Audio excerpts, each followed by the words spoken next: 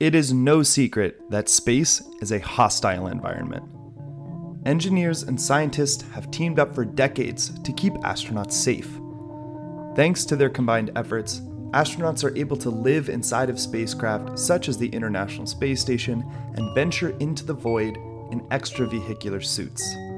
These iconic EVA suits in use today are essentially just mini spacecraft. So as humanity looks to diversify our activity and evolve our inhabitation of space, we must also evolve these suits. What have historically been bulky and exhausting bubbles of protection for astronauts on spacewalks must adapt to fit in everyday utility while still maintaining their robust safety features. So just how are modern scientists and engineers planning on creating work clothes out of the most technologically advanced job uniform ever designed? Dominic and I look for answers to these questions with an aerospace engineer and bioastronautics researcher on today's episode of Spherical Cows.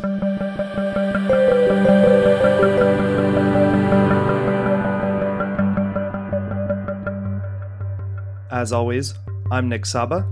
And I'm Dominic Tanzillo. Hello everyone, welcome back to Spherical Cows. Today we wanted to introduce the assistant professor in the Department of Aerospace Engineering at Texas A&M.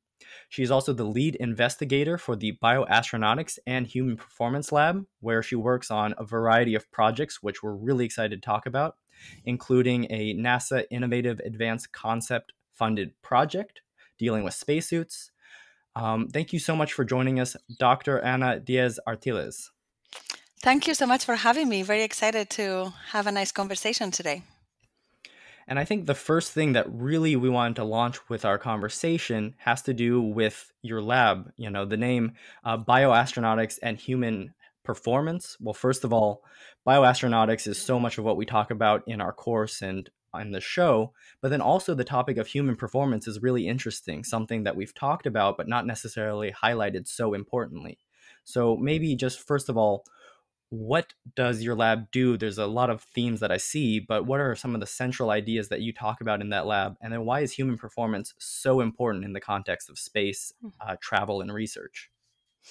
Yeah, absolutely. So my lab, it's really interested in human performance in extreme environments.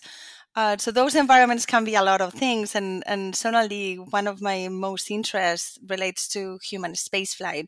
So most of my projects revolve around human spaceflight, but we could also potentially apply those ideas to other aspects in the military domain or remote environments like Antarctica, these kind of things. So not necessarily human spaceflight, but it's certainly what we are all most interested about. And our passion, it's there. So we're interested in multiple aspects. I guess I have broad interests. So those interests include physiological aspects as well as behavioral health aspects. So we are looking into different projects on those topics, and I'm happy to talk more about those in a second. But then we're also interested in developing new technologies to improve that human performance. And one of those projects is what you mentioned about the NIAC projects on spacesuit development. So that's a great example of a technology development project. So lots of different things: spacesuits, ultra-gravity environments, behavioral health. So yeah, I guess that summarizes well who we are and the kind of research that we're interested in. And you're an engineer at heart, right? Right. Yes. So yeah. you're finding the actual mechanical solutions to these problems, which I only emphasize because you're not only hitting the physical health part of staying alive and healthy in space or extreme environments, but also the mental health aspect of it. Yeah, absolutely. I'm an engineer by training, but I've always been interested in the human performance aspects of it, of these kind of things. My research is definitely multidisciplinary, and I'm applying not only engineering, but also another, these physiology aspects and kinesiology aspects. And in particular, for example, I have kinesiology students that are working with me in the lab. So definitely very, very multidisciplinary, and I think that's definitely a strength for us, because we can apply both engineering principles and modeling approaches. We do a lot of modeling as well.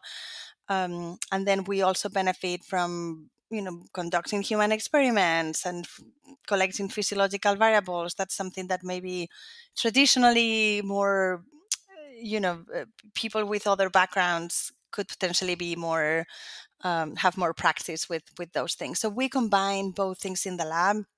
And I think it's what make us a little bit unique on that aspect.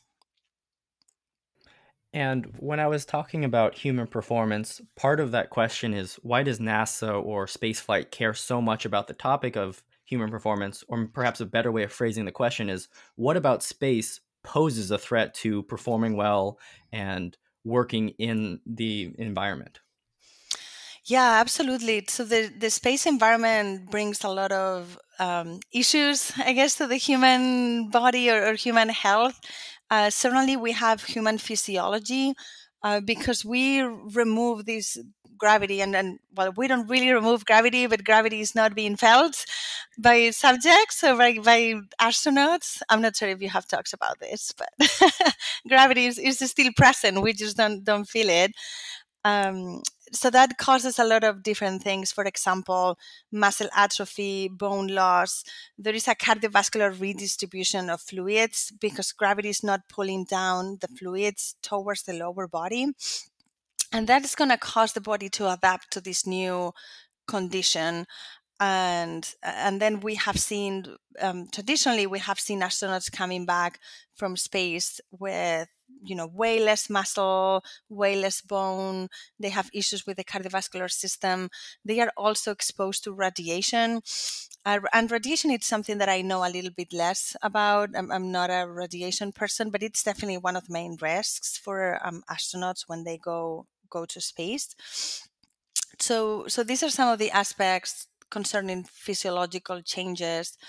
Then on the other hand, we can have behavioral issues and more mental health issues, more related to the fact that they are in an isolated and confined environment with a relatively small group of people far away from their family and their supports. And that is just going to get worse when we think about long trips to Mars with long time delays and these kind of things. Yeah, I think it's very interesting that in space, everyone always knows that there's no gravity, right? That's, I think, probably the most well-known fact about space. And so when you think of the dangers of space, that's clearly one of the things that comes to mind, and how it changes and morphs your body. But that's not one of the immediate dangers, right? That's kind of a long-term health effects issue.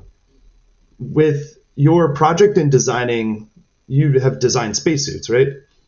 Or worked on the spacesuit concept. Yeah, sorry. The NIAC project, right? Right. So I've been working for a few years on a spacesuit issues, and one of the main issues that I've been looking at is to trying to understand better the human spacesuit interaction. The spacesuits are really big balloons, pressurized balloons. So you can think about a big balloon that you try to bend, and then if you release it, it's going to come back to its neutral position because it's highly pressurized. Astronauts inside always have to fight against the suit to move, and things are becoming better and better, but it's still a harsh environment to be, especially for those long EVAs, long extravehicular activities that they do up to 6-8 hours. So the concept that we are looking into here in the lab, it's this idea of adding new technologies to try to improve this interaction, not only with the suit, but also with the environment. Because being in such a balloon, as I mentioned, it makes it really hard to interact with the environment, or feeling some rocks or collecting something from the environment. Right. So gravity doesn't necessarily cause immediate health risk, but when you're talking about EVAs, where you would use the large clunky suits, the ones that you were designing the concept for, all of the other protections for the hazards of space are what causes that suit to be clunky. And the lack of gravity then can lead to dangers in the fact that you don't have the same mobility. Correct? Well, Nick, I think if I may just rephrase it, that the current suit is designed to compensate, right, for the complete lack of atmosphere in space, really, among other issues. And then all of a sudden, this produces a bulky, hard to manage suit, Yeah. which is where the air is now being used as a compressive force. Right, that's exactly right. So you have this highly pressurized environment that it's sort of giving you an atmosphere so you can breathe inside and you can stay alive in there. So it's really you can think about a spacesuit like it's like a mini spacecraft, like a one-person spacecraft. It's relatively hard to move in there. So one of the things we're trying to look into is into the possibility of adding soft robotic technology to actually help you with those movements. So this is the same idea of using exoskeletons that have been proposed for other Military applications. military applications and such. So use the same idea, but instead of these hard components that are always a bad idea when you want to you know put Not hard punctuously. components close to a human, you want to have more compliant elements, and these new soft robotics that are coming along in the past few years, those are a great candidate for that. So we envision, futuristic spacesuit, and a spacesuit that has an internal soft robotic layer, basically covering the entire body, that it's sort of actuating when needed in the different joints to help you with motion. So again, it's still a futuristic concept, and we are just starting to think about it and to build some small prototypes. But yeah, we have a vision, and we are putting some energy to try to develop it. And then part of those soft robotics, as I understand it, could also be the potential to combat a constant fear of health researchers in the space context, which is decompressive sickness or decompressive illness. How does the soft robotics also maybe affect the amount of pressurization needed and the risks imposed therein? Great point. So that's a secondary benefit of having this full body soft robotic layer. If we are able to create a layer that provides you mechanical counter pressure, and for the audience, in mechanical counter pressure is just this idea of generating pressure by putting something really tight on your skin mechanically, as its name says. So using this mechanical counter pressure, that would be fantastic, because that would allow us to have a spacesuit with less gas pressure. And having less gas pressure, it's always a good idea if you're thinking about mobility. The more gas pressure, the worse the mobility is going to be. So whatever level we can put on mechanical counter pressure, that's always going to be beneficial for mobility purposes, for sure. Right now, does the mobility issue cause a significant risk in normal operations? So right now we only use the spacesuits to float around.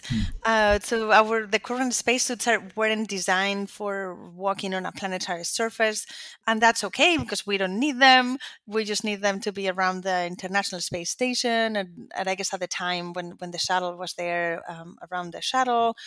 But thinking about the future, now we not only need to float around, but we also need to walk, we need to bend, we need to build a habitat, and we need to sit in a rover, we need to drive around. So now we are talking about a totally different context. And newer spacesuits are coming on the market, right? The XEMU, it's the next generation spacesuits. And I haven't put my hands on one yet, but they have better mobility, especially in the lower body, because this spacesuit has been designed for precisely for locomotion. So I'm sure it's way better than the X16 one, but we still claim that whatever help we can get, for example, from the soft robotic technology to help with motion, anyway, it's going to still be a gas pressurized spacesuit. So anything we can do to help, it's just going to be a good benefit to have. Right. So maybe a way of thinking about it is that the soft robotics has a twofold effect. The first of which is it's a mechanical assistance. In some ways, you can have the robotic even provide extra strength or force for any operation. And then second, the astronaut doesn't have to fight as hard. Like you said, if you're inside a balloon, you're having to constantly fight the balloon in your environment. And so this kind of twofold effect would greatly increase both mobility and then help performance because you're not tired from fighting. As I understand, some of the first astronauts on the moon and in similarly pressurized suits were really tired after, you know, the first 5 minutes of bouncing around. It wasn't exactly as fun as the footage would have you believe. And there are lots of funny videos about this, and they were hoping more than walking, as you were saying. And yeah, definitely that has to be with that lack of mobility in the lower body, and they just found that was the best way to move around, even if they fell here and there a little bit. And then part of the suit concept that you've also put forward that's really exciting is the incorporation of biometric sensors. That in part is maybe interfacing with the soft robotics, but also detecting where joints and movements are to, again, avoid extra pressure and risks. And then maybe even measuring the physiology of the astronaut underneath. Were you able to add a little bit more details on how increased biometric data might be important for future missions and spacesuits? Yeah, absolutely. So these are, I mentioned we are adding additional technologies to improve the spacesuit performance. So the first one is the soft-robotic layer. The other two are related to these optoelectronic sensors that you just mentioned. And those optoelectronic sensors are going to be on the outside of the spacesuit, covering basically all the surface, embedded in a self-healing membrane. So for the self-healing membrane, I guess that's more obvious. If you get a puncture in a gas pressurized spacesuit, that's obviously really bad. So this membrane would allow you to, just by putting a little bit of pressure, just, very quickly seal that hole, and then make sure you get back to safety when this happens. The optoelectronic sensors are sensors that are able to capture different motions of movement, so you can bend them and you're going to get signals out of it. You can stretch them or you can press them. So all that is going to be real-time feedback information that you can get while, for example, going for certain rocks on the surface of a planetary surface. Interacting with the environment, you can feel the environment, as opposed to today with these bulky gloves. Is just really, really hard to feel anything from those. And I would also add, this work is actually in collaboration with Professor Rob Shepard at Cornell University. So a big shout out to him too for all the amazing work he's doing. And the suit concept is called the SmartSuit. SmartSuit. Yes. So I'm imagining it was called that because of all of these technologies that you want to add on all the biometric sensors. Right. We always want to have a catchy name to. It worked. To get the audience interested. Thank you. So as I love all things space medicine, I'm also a big shows and movie guy. So one of the shows that came out earlier this year, the second season of For All Mankind on Netflix launched. And the last episode of the second season, I already see you making a scrunched up face. I haven't seen it. I know it's on my list. Oh. I haven't seen it. Spoiler alert. I don't know if you're watching. No, that's okay. Go ahead. Spoiler alert. In the last episode, an event occurs, we'll say that, where two astronauts must exit the habitat that is built on the moon in this fictitious world. and go and do a task on the outside of the station. However, they do not have access to EVA suits. So their big plan is they don oxygen masks, and then they wrap themselves as tightly as possible in duct tape. So my question for you is, the kind of mechanics behind this are sound, right? The idea that if you apply enough mechanical pressure to your body, the vacuum of space won't, really hurt you too badly. Well, it will, but not to a point where it might kill you immediately. But I want to know how ridiculous this sounds to you. If you feel like if you would ever be able to have enough duct tape to pull that off, I want to know that question first. I was going to say that's the most basic form of a spacesuit I could think of, and it's lacking clearly a lot of other protection. Right. So that reminds me very clearly to the pure mechanical counterpressure suit. And now I will refer to the Biosuit. I'm not sure if you have heard this concept before, but it's this idea. This idea has been developed by Professor Deva Newman at MIT, and she has been working on this concept for many years. So this is this idea of just getting the entire suit just made as mechanical. The pressure that you need comes exclusively from mechanical counterpressure. So ideally, if you can pull that together and make that work, you won't need any gas pressurized around your body. Everything will come from this very, very tight fabric that is supposed to get as much pressure as the typical pressure that you get of gas pressurized spacesuit. And that could, in theory, work given some caveats, because there is the caveats about the head. You still need to breathe oxygen. And then, how are you going to do the seal between the head and the body? And then you're also breathing, so your chest is expanding, and that's going to change a little bit certain things. So that problem hasn't been solved yet. And that's one of the main issues of mechanical counterpressure, because we don't know how to do it properly.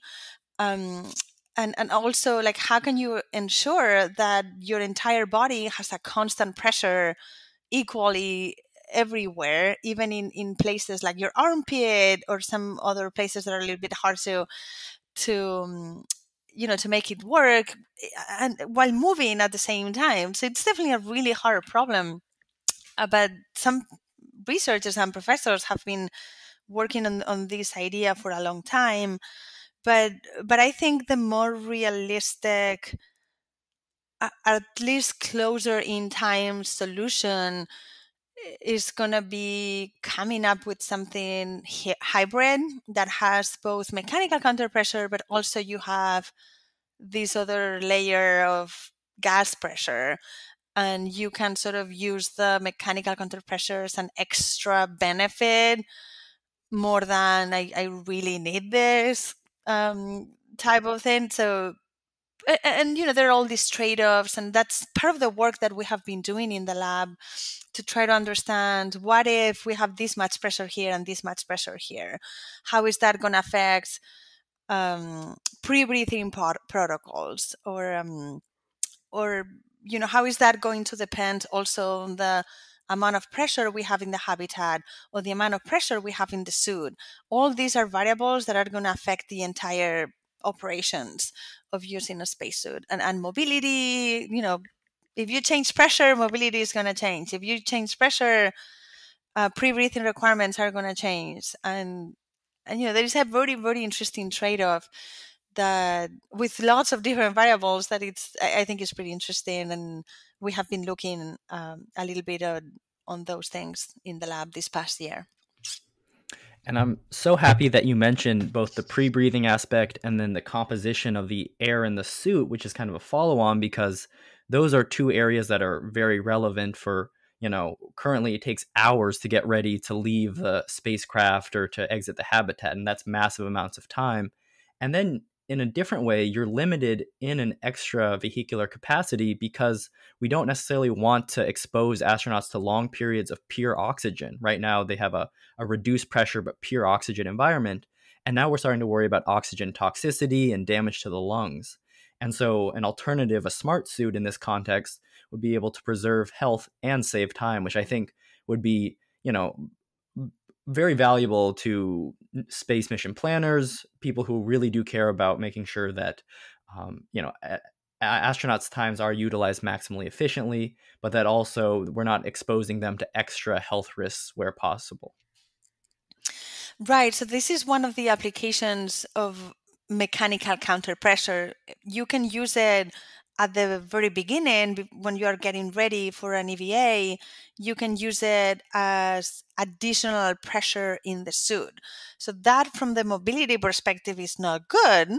But for now, at that stage, you're not worried about mobility. You're worried about, I want to get out and start doing my task. So if you find a way to reduce the pressure difference between your habitat and the spacesuit, that is going to translate into less pre-breathing time, therefore less better for operations in terms of timeline and such.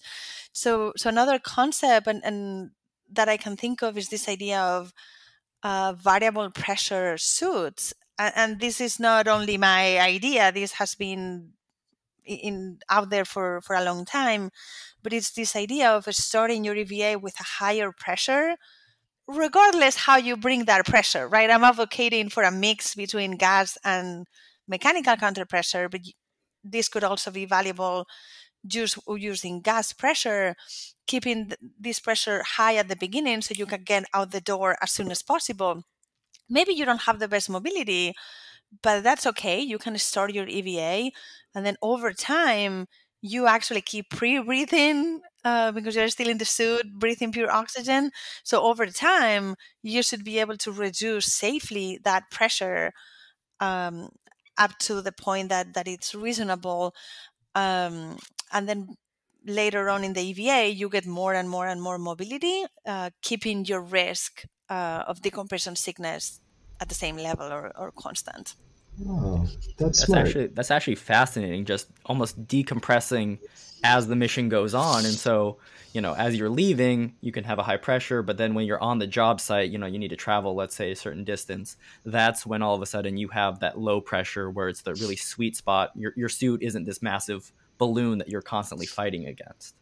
So just for reference, the current procedure for pre-breathing in an EVA is to sit and breathe pure oxygen for around 4 hours before you can then continue on with the EVA and the rest of the checklist to go out into space. So that's like essentially if you're leaving for work in the morning, you wrap all of your joints in Band-Aids and then you sit at the front door for 4 hours before you leave. Not necessarily the best recipe for a life on Mars if your goal is to walk outside every day. Absolutely. Definitely 4 hours. That's too much time, and we want astronauts to be doing other things there. It's something that I think it hasn't been decided yet. Is actually what the habitat on Mars is going to look like in terms of atmosphere composition on Mars or even on the Moon. But some concepts that are out there are thinking about having an atmosphere rich in oxygen. So that will make things easier in terms of decompression sickness because you don't even need to do any pre-breathing. But again, you have a higher content of oxygen that could be potentially a little bit more dangerous. And there's all these trade-offs that I think are really, really interesting. So the atmosphere composition is also something to keep in mind when thinking about this. It's not only the suit pressure, which can also change, and then what type of atmosphere we are using. And I would make reference to the shuttle. I don't know if you know this, but the shuttle had 2 different set points. So it has the normal set point, which is 1 atmosphere, the same that we have here on Earth, the same that we have in the ISS. So that is 21% oxygen. But also, whenever they had an EVA planned, they had another set point with a little, I think it was 26%, if I remember correctly. So they would change the set point X amount of time in advance, and I guess it's like 1 day in advance or so.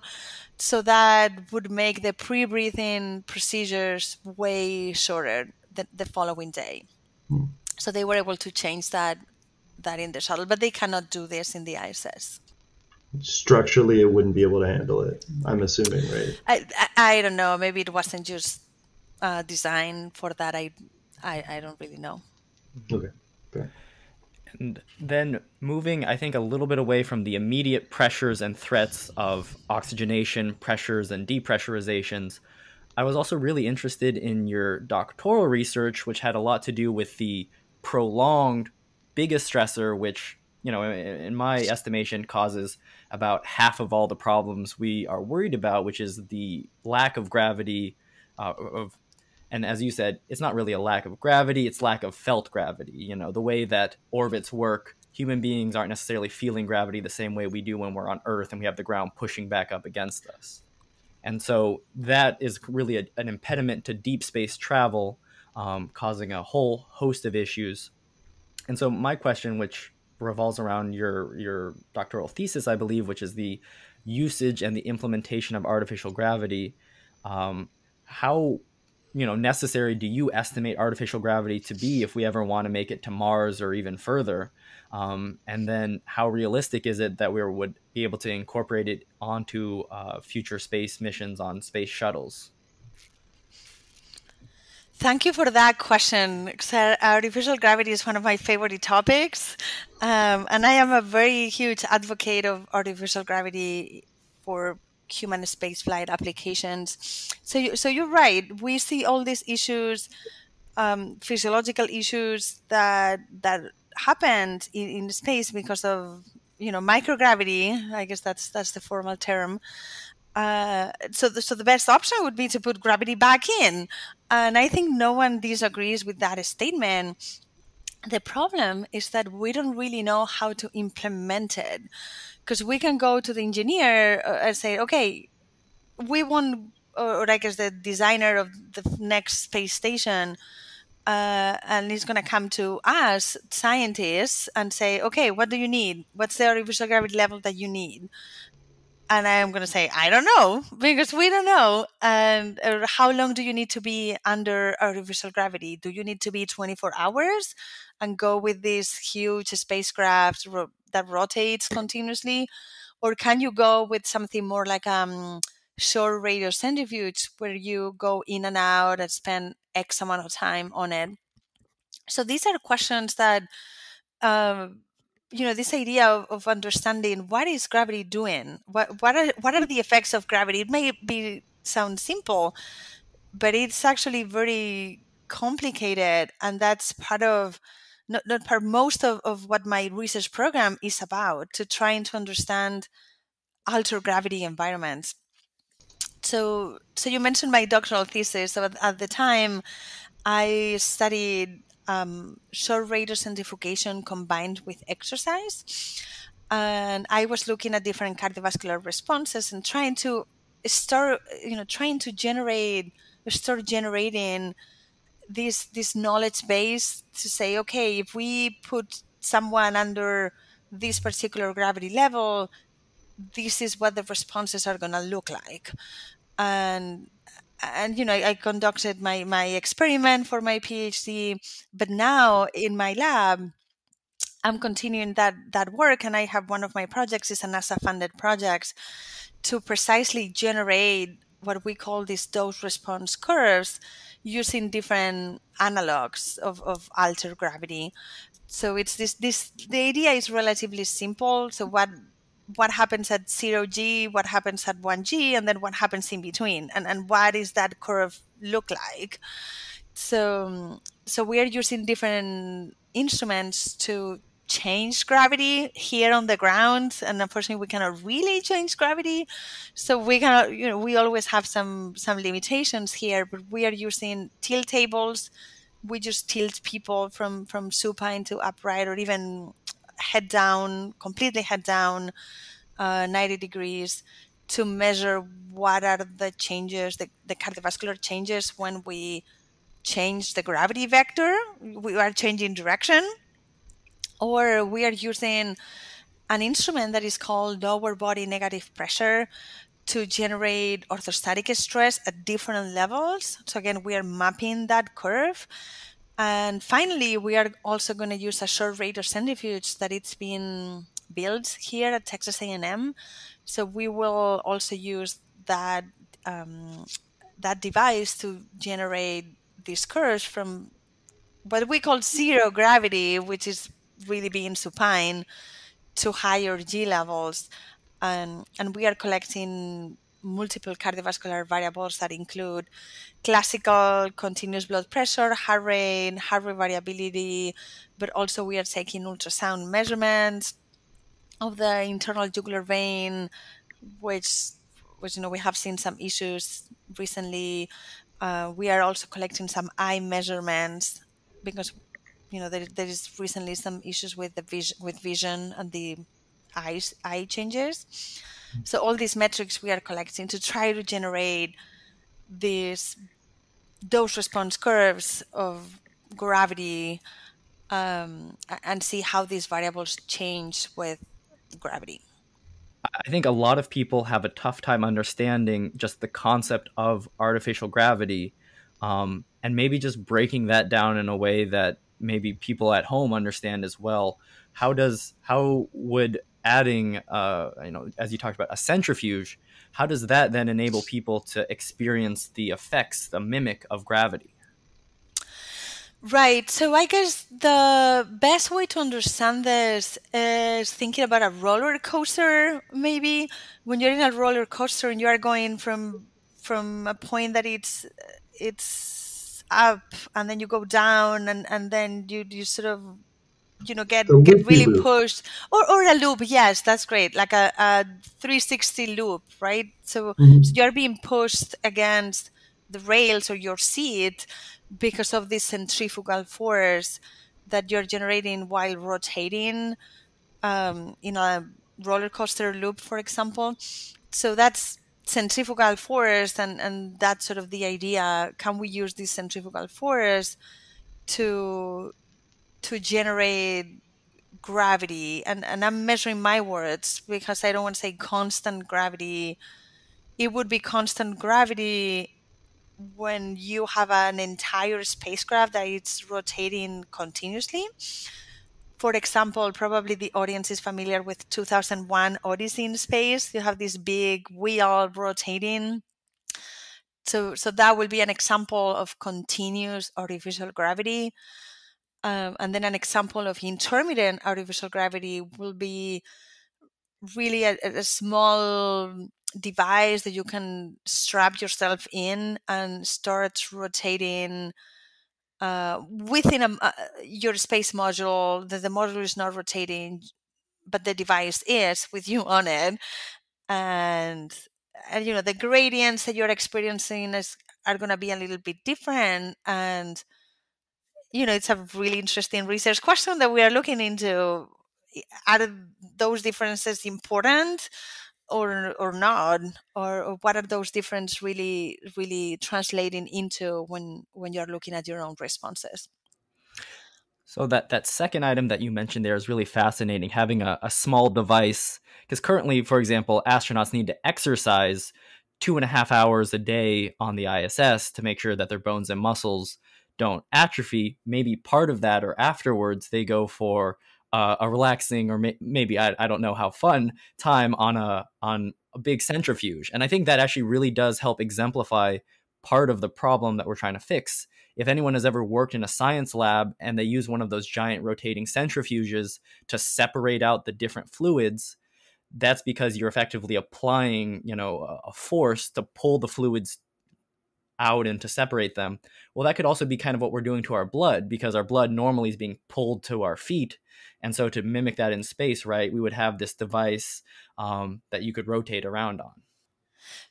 Right. And even I'm a huge advocate for using exercise while being centrifugating. I was just going to say, are there any massive benefits for using a centrifuge over the current like resistant band weights and workouts that they have out there right now? Well, unfortunately, the straight answer is we don't know, because we have never had anyone in space going through that experiment that you just mentioned, or that intervention. So that's part of, like, I wish I could go and send something to space and do that. And I mean, you laugh, but this has been proposed over and over and over again during the past multiple years. And actually, my advisor, Larry Young, unfortunately, he passed away last year. But he was a huge advocate for artificial gravity. He was the artificial gravity guy.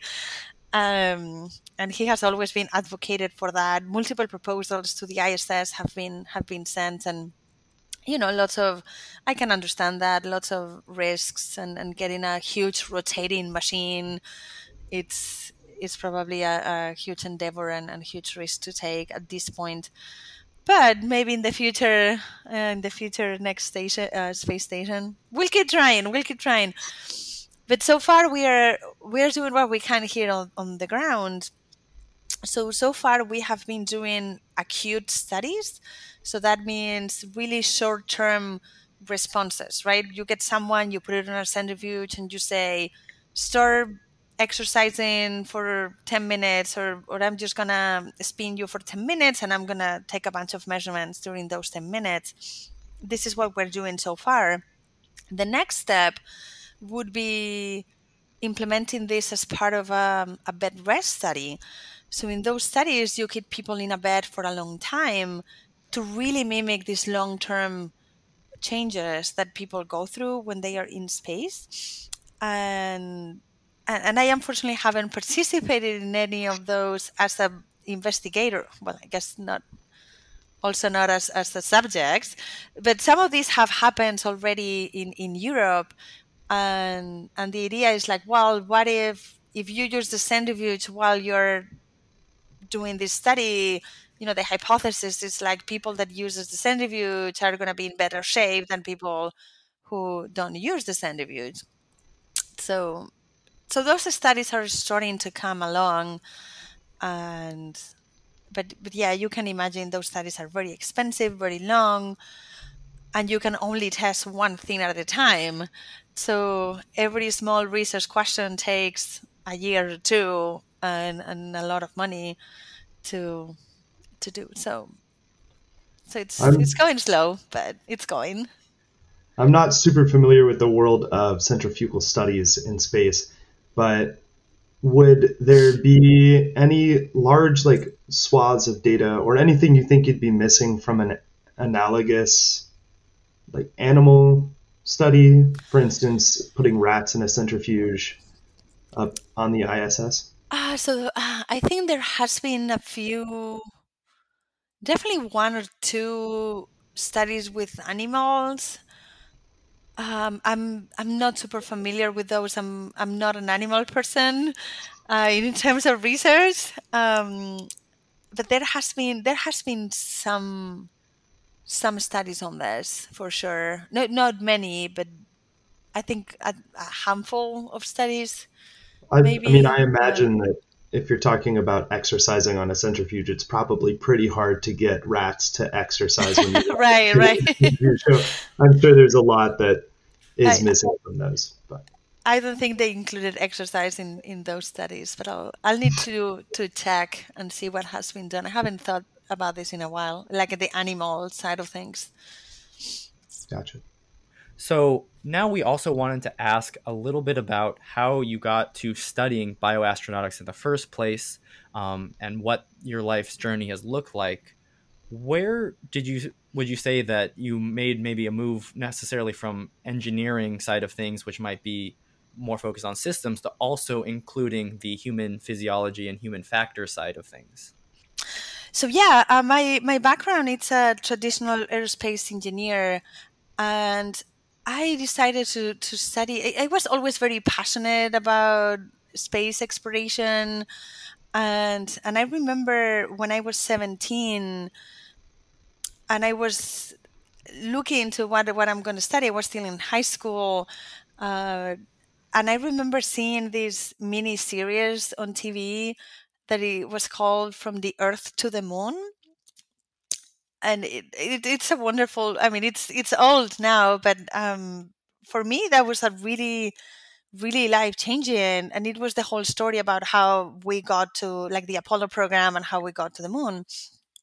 And at the time we didn't have Netflix or anything, so it was really like, you need to be there on Saturdays at 7 or at whatever time it was to watch this. And it was like, this is what I want to do. And then my goal was, I want to be flight director, like NASA flight director. This is what I wanted to be. So she's like, this is how I'm gonna go there. So definitely I wanted to study an engineering, something related to engineering. So I went for aerospace, and in Spain, where I'm from, it there was only one option. It was more aeronautics than astronautics. Now things are changing, and people have a lot of choices, but it was more about planes and such. And great. I also like that, and it was definitely related. I had a couple of classes of space, and I was always taking like a space classes. And when I finished, I found a job at Arianespace, which is the European company that launches the European rockets.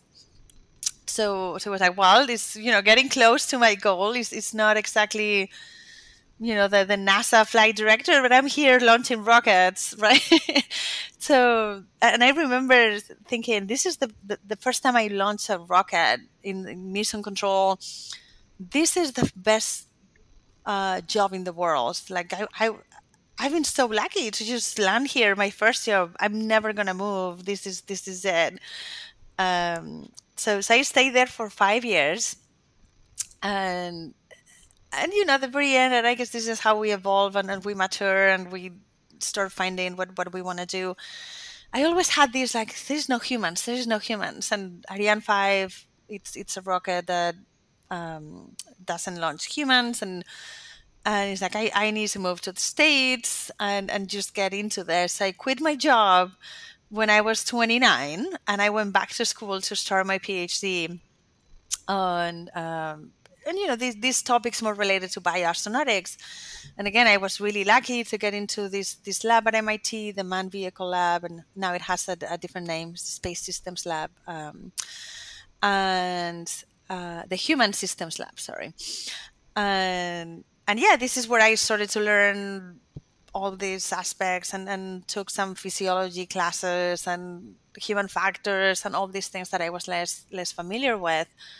But yeah, I guess I was just pursuing my dreams, and definitely took some effort, right, and big decisions at some point. That when you're in those low moments of your PhD, which I guess everyone is at some point, it's like, what I am doing here. but yeah, no, oh my gosh, I don't regret this. It has been fantastic, and trying to get into the community, I was able to start meeting all these people, and lots of collaboration with NASA, and now having my own lab. So I guess that path sort of explains a little bit. I got my engineering background, pure background, pretty much on airplanes more than anything else. And then in my second pass at the university, I guess I just did the other aspects, but still the lab that I was in was a really great fit for me, because it was still housed in an engineering department. So that helped me feel grounded and feeling at home, if that makes sense, as opposed to go to a medical school or something a little bit more on the biomedical side of things. So for me, that was a great choice. So for the audience, I guess, you have to find what the great fit for you is. And it can be in both sides of the aisle, right? More on the medical side, MD, or more on the engineering side. When you were working on the Ariane rocket launches, was that happening in French Guiana? Yeah, so the European Spaceport is located in French Guiana. So this is a French department that is located very close to the equator in South America. So that makes it a great location. So I was traveling a lot there the first year to get trained. And then I think pretty early they actually sent me there. So I lived there for 4 years. So that was a really, really great experience. And, lots of young engineers, very intense work, very operational, working very late or at night or really early. And when you have a launch clock, you just need to go with it. But also really, really fun times. I remember that time as a really good one. I'm not sure if I will do it again, but doesn't mean I didn't have fun at the time, right? Right. And the Spaceport has actually been in the news again recently for the James Webb Space Telescope launch. Curious if you just know anyone involved with that project, any of those people that you had, you spent those 4 years with were involved on this current launch, and, if they're very excited on that phenomenal success. Oh, yeah, absolutely. Lots of my colleagues are still working there. And this was definitely a really, really exciting mission. I'm sure I'm not in close contact with them anymore, so haven't heard personally from them, but I can see them on this TV. You can see videos and such. So I see some of my former colleagues being involved with that. So that's really exciting. I can share that during my time there, I launched 30 Ariane 5 rockets. Most of the time, it was just telecommunication satellites, but I was lucky to participate in the launches of the first, second, and third ATV, automatic transfer vehicles that were sent to the ISS. So that was a different campaign. And then my favorite campaign was the one that we launched 2 science satellites. These were Herschel and Planck. And that was a really hard campaign operationally, because we only had we didn't have a launch window. We just had a H0, like either you go or you had to report for multiple days, actually, because one of the satellites needed helium-3, which is something really rare, and you have to keep it really cold. And if you couldn't launch, you just had to open the rocket again and restart with a bunch of things. So yeah, that was a really motivating campaign that I was part of at the time. So I can imagine for the James Webb Telescope, I was actually a little jealous of not being part of that anymore, because that was a really a huge one. Awesome. Well, I think we want to finish up here with our last question, which is, do you have any advice for students or listeners who are interested in following a similar path to you? Yeah, so one of the comments that I hear most from students is, oh, I know nothing about this, therefore I cannot do it. And I was like, no, you totally can. And especially I hear from engineering students reaching out to me, hey, I'm interested in your research, but I don't know. I don't know anything about physiology. I don't know anything about this. Well, if you are capable of going through engineering school, you're going to be capable of going through any other thing. So I guess my advice would be just follow what you want to do. You're capable of doing anything you want. If this is what you really want, there are ways to get there. And maybe, I'm not saying you are going to get everything you applied for. I guess it is more broad than that. It's like maybe there is another way that is better for you, or you will find a way to get what you want to get, or on the way you will realize you wanted to get to a different place. But don't be the one telling yourself you can't do it. Because I mean, in my case, I always say, well, I didn't know anything about physiology when I started my PhD, neither. And I struggled as everyone else, and it wasn't easy, but this is what I wanted to do. So yeah, I guess that's something that I like to share, and hopefully that can motivate people to reach out to professors and look, try to look for what path works for The you. opportunities. Yeah. Opportunities. Yeah, that's it. I think that was incredibly put. Are there any opportunities, programs that you know of that you'd be willing to share with audience members that are thinking of a similar path? Yeah, absolutely. So there are more and more places like my lab now at A&M or the lab at MIT. There is that community that it's starting to grow a lot, at least in the United States is what I know the most. I'm sure there are other places too. But in the United States, there are, other labs. There is my lab, there is the MIT opportunity, there is Colorado Boulder that also has a great program of bioastronautics. There is UC Davis that also have some faculty there, former astronaut Steve Robinson doing some really nice work. And, every faculty member is focused on different aspects of it. But, with all this growth of commercial spaceflight, I think there is going to be just more and more and more opportunities everywhere, certainly in industry to get internships. A lot of my students are getting now internships in different places, and companies, not only NASA, but private companies too. So yeah, I think this field is definitely exploding and providing more and more opportunities for students, for sure. Perfect.